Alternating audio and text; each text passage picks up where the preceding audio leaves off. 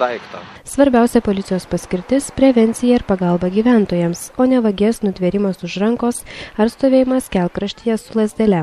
Todėl rajono policijos komisariatas aktyviai užsiima prevencinę veiklą. Praėjusią savaitę Pasvalį aplankė Vilniaus miesto vyriausiojo policijos komisariato prevencinis autobusas, skirtas nusikalstamumo prevencijai vykdyti, policijos ir visuomenės bendradarbiavimui stiprinti, policijos įvaizdžiui visuomenėje gerinti bei supažindinti gyventojus su policijos veikla. Visi norintys galėjo apsilankyti autobuse, kuriame buvo demonstruojama policijos turima technika, moksleiviai matavosi pareigūnų šalmus bei skydus, uždavinėjo klausimus policijos pareigūnams. Daugiausia apie policijos specialiąją techniką ir ginkluotę bei šių priemonių panaudojimą. Su vaikais aktyviai bendravo Vilniaus miesto vyriausiojo policijos komisariato prevencijos skyriaus vyriausiasis specialistas Marius Naroševičius. Šiame autobuse žmonės labiau skirtas yra vaikams, susipažinti su policijoje naudojama atributika, pagrindinės apsaugos priemonėmis, taip kaip yra liemenės, skydai, taip susipažinti ir bendrai susipažinti su policijos veikla. Kaip manot, kodėl reikia susipažinti būtent vaikams? Kokios naudos gal tai duoda? Vis dėlto vaikai susipažintų su pagrindiniam policijos funkcijom, žinotų, kada į policininką reikia kreiptis. Pagrindinis tikslas tai, kad vaikai nebijotų kreiptis į policiją, nes dažnai tėvai vaikus auklėdami baugina policijos pareigūnais ir susiduriama su tokiais atvejais, kai tiesiog vaikai bijo, nedrįsta, nes policininkas yra pavaizduojamas kaip baudėjas, o ne padėjėjas. Pagrindinis tikslas reikia vaikus supažindinti, kad tai yra jo pagalbininkas, jeigu jisai papuolė kažkokią nelaimę, kad jis nebijotų kreiptis į policijos pareigūną. Ir po visą Lietuvą tikriausiai važinėti iš to? Be abejo, tai yra, jeigu organizuojami kažkokie tai renginiai, kaip pavyzdys šiuo metu Pasvalyje, jeigu yra kreipiamasi, paprašome, mes vykstame į Lietuvą ir pristatome, supažindiname ypač vaikus su policijos darbu. Kiekvienas apsilankęs autobuse gavo lauktuvių. Rašytojo Jeronimo Lauciaus knygelė Saugokis pats, atskubėsiu ir aš. Balioniukų, kalendoriukų, lankstinukų su informacija, kaip elgtis kelyje tamsiu paros metu. Prevencinio autobuso vizitas į Pasvalį sukėlė didžiulį vaikų susidomėjimą. Per 2 valandas prevencinėme autobuse apsilankė apie 600 vaikų, beveik iš visų rajono mokyklų. Aš ko nors naują sužinojate autobusėlį? Taip. Kas labiausiai patiko? Šautuvai. Kas tau labiausiai? Kaip šuns dresiruoja. Bet turbūt myli abu šunį. Aha. O man kaip ant arklių joja. O liemenų nesimatavo? Ne. Skydą nekilujat? Ne. Autobusu ir jo ekspozicijomis aktyviai domėjosi ir suaugusieji, mokymo įstaigų pedagogai, pritardami, jog prevencinis autobusas naudingas vaikams ir jaunimui. Autobuso lankytojai teigė, jog jiems truputį pritrūko laiko atidžiai apžiūrėti visą ekspoziciją. Mes esam laimėję budėjimo mokyklai. Štai gavom prizą. Ekskursija šiokia tokia. Iš kokios jūs mokyklos? Iš Daujėnų.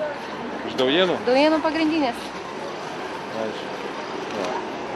Bet jis pats žiūri nelabai koks čia, visiems tokia nusiminė. Labai greitai. Greitai. Daugiau procedūrų negu čia. Kažkaip. Tikėjomės biški daugiau. Prevencinis autobusas į rajonus važiuoja 2-3 kartus per mėnesį. 2007 metų jo kelionės prasidėjo būtent nuo Pasvalio. Mūsų laidai pristatydami savo darbo pobūdį, policijos pareigūnai pažadėjo ateityje surengti dar daugiau prevencinių renginių, akcijų, ypač jaunimui, o vairuotojus drausminti dar dažnesniais reidais, pasikviečiant į pagalbą kitų apskrities rajonų policijos komisariatų ekipažus.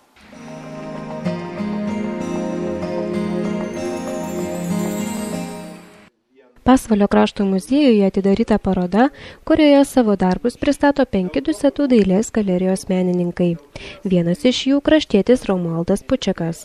Apie dailės galerijos veiklą, eksponuojamus darbus pasakojo Dusetų dailės galerijos vadovas Alvydas Tauskas. Mūsų dailininkai yra baigę visi aukštuosius dailės mokslus, yra beveik visi pedagogai.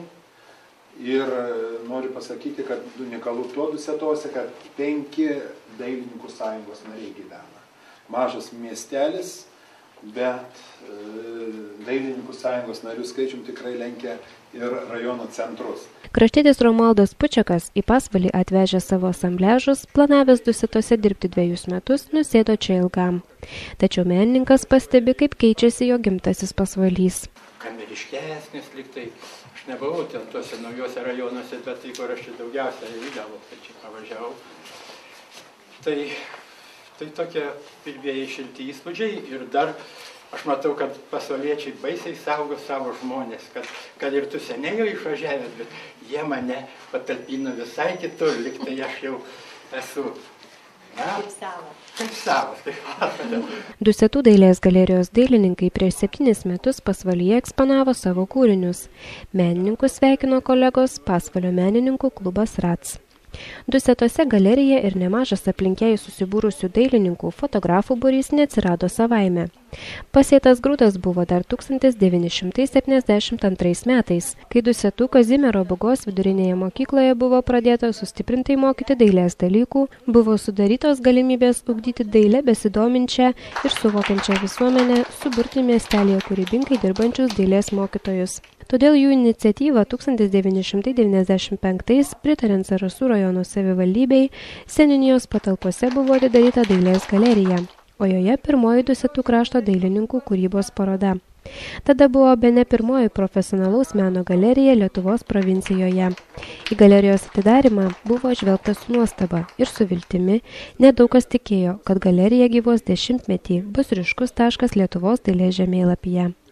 Dusetų dailės galerija, skaičiuojanti 12 metus, turi daug planų ir idėjų puoselėti krašto kultūrą ir meną.